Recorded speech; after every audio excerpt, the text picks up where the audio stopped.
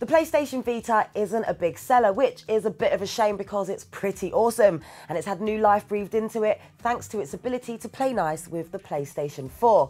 And now Sony's given it a slender makeover, officially known as the PCH200, or the PlayStation Vita Slim to normal people. Side by side, the Vita Slim doesn't look or feel quite as premium as before, with more plastic under the fingers and a visible edge around the screen. The silver highlights have gone, as have the tiny PlayStation symbols on the rear touchpad that have now been replaced by boring dots.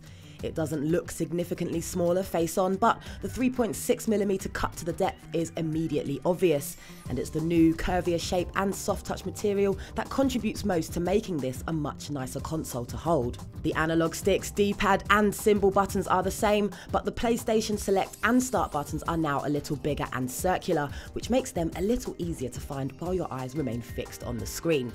Now, the original Vita's OLED display was one of its most exciting features, but the Slim has gone with old-fashioned LCD, but we actually prefer it.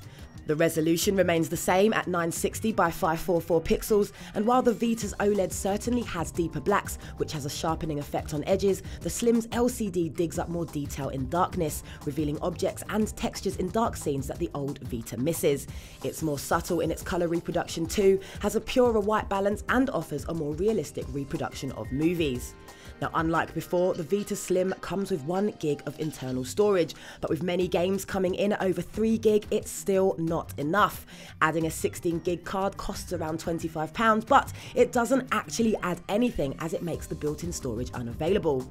But on a more positive note, gone is that stupid proprietary cable, replaced by standard micro USB. Battery life has also gone up by an hour, so you're now looking at around 4 to 6 hours of constant play in between charges. It's just a bit of a shame there's no 3 or 4G. The games available are rarely referred to as blockbusters, but there are some brilliant titles such as Tearaway. There's also a pretty huge catalogue of old PS1 and PS2 games ready and waiting to be revisited.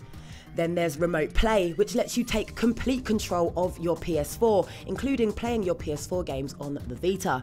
You lose a little graphical fidelity, but games still look awesome on the 5-inch screen, and you can play anywhere in the house via your home network. And as it mirrors what the PS4 is doing, you could use the Vita as an extra control pad.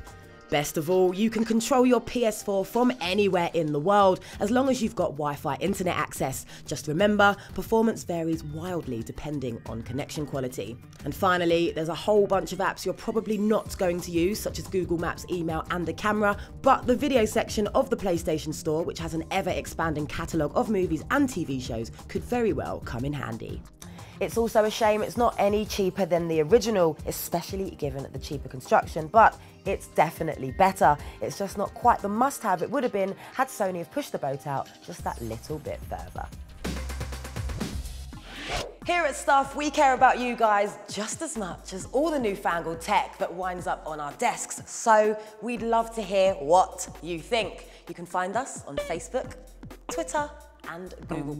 And of course, for your daily tech fix, make sure you visit our website, stuff.tv, for the latest and coolest gadget news and reviews. And most importantly, don't forget to hit subscribe. Come on, tell your mates.